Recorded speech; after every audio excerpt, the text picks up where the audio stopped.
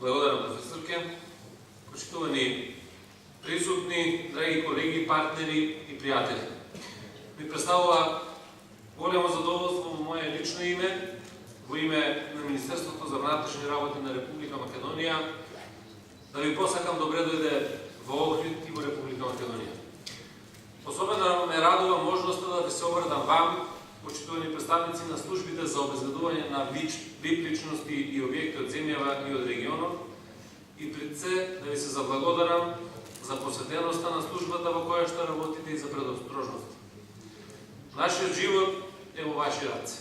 Благодарение на професионалноста и превентивното действување, ние политичарите, но и други VIP личности, можеме да го правиме она што треба да го правиме без постојан страх од непредвидени ситуации. Дозволете ми воедно се заблагодарам и на Комората за приватно обезбедување на Република Македонија и на раководството на меѓународниот аеродром ТАВ за нивната поддршка за спроведување на оваа конференција. Безбедносната сфера по својата општествена, цивилизацијска, па и техничка интерактивност представува посебен научен предизвик, а науката е мотор на практиката, стожер без чии што визии и идеи е невозможен како било прогрес. Специфичноста и неспомната динамичност на овој сегмент, кои се тесно поврзани со совкупноста на брзиот општествен развој, произведуваат нови прашања и дилеми, и тоа се не само од аспект на проценка и превенција на безбедносните ризици, туку и од аспект на организацијско и нормативно устройство, техничка и едукативна поставеност, соработка и координација, која е институционална, регионална и глобална во спортисување на истите. Според својата мотивираност, безбедносните закани се горе-долу традиционални, а она што се менува од деценија во деценија се нивните манифестации и можни реперкусии. Сведоци сме, особено последниве години, дека ама баш никој, независно колку е богат и моќен, не може да биде целосно заштитен. Особено од два вида на закани – тероризмот и елементарните природни непогоди. Од друга страна пак, во никој случај, тоа не ни дава за право да ги намалиме нашите напори за што поуспешно, поефикасно и пофункционално спротивставување и одговор кон безбедносните предизвици. Ова особено од аспект на фактот што денес во оваа ера на глобализација и самите безбедносни феномени и проблеми, без оглед дали се генерирани од човечкиот фактор или од природата, имаат тенденција на прелевање. Кога веќе го споменав човечкиот фактор, би сакал да го потенцирам следно. Да не се залажуваме, денес не постои дел или делови од општеството кои не се предмет на закон. Токму таа премиса треба да биде основен постулат по градењето и надградбата на безбедносниот систем. Државата мора да биде заштитена.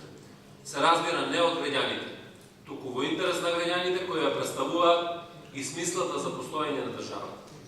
Република Македонија со својата местоположба, како и со јасно декларираните национални приоритети, целосна интеграција во евроатлантските структури, ниту била, ниту ќе биде заобиколена од разни форми и видови на безбедносни ризици. Впрочем, колку за илустрација, пред 23 години бевме сведоци на грозоморниот терористички облик на действување атентат врз претседателот на државата Република Македонија. Пред 2 години пак ни се случи мигрантскиот бран, чие што жариште, Блискиот исток, ни малку не дава надеж за скорешно гаснење, а не смеам да не ја споменам и трагедијата во Куманово, чија што 3-годишница веќе се навршува, кога осуми на наши колеги за секогаш не напушти. Сето ова, но и многу повеќе сериозно не предупредува дека немаме право на опуштање или на подпирање на некакви други фактори или видови на помош. Помошта може би ќе дојде, но најважно е времето пред нејзиното доаѓање. Да се процени, да се предупреди и да се действа. Она што мора да го направиме е всушност да се фокусираме кон натамошната изградба на флексибилен, ефикасен, технички модернизиран концепт за безбедност на институционално ниво, способен првенствено валидно да евидентира, анализира и проценува закани, но и воспоставување на мултиинституционален систем за соодветен одговор кон истите. При тоа мора да ги почитуваме собствените карактеристики и национални приоритети. но и нужноста за стандартизирање на сите сегменти од безбедносната сфера согласно оние на нашите евроатлантски партнери. Почитувани присутни, од аспект на вашето действување, би забележал дека сериозна и постојана обука, силни психофизички перформанси се суштински за припадниците на единицата за обезбедување на библичност и објекти, но и на сите останати кои се дел од целиот систем за обезбедување.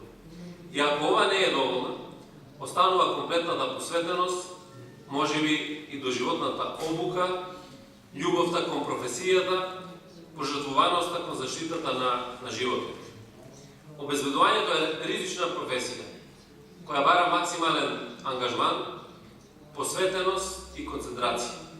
Бидејќи од тоа зависи животот на обезбедувачот и тоа важи буквално за секоја степеница од скалата на искачување на лицата кои работат во оваа област.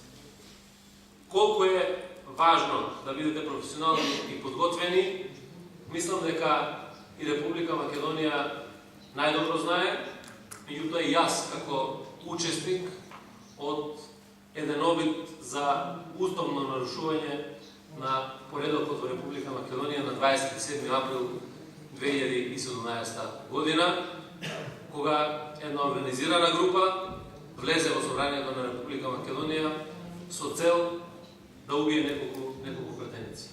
Тогаш на дело се покажа колку е значајно да имате професионална служба за обезбедување и денеска сум многу среќен што тие луѓе од тоа обезбедување ја водат службата на Република Македонија за обезбедување.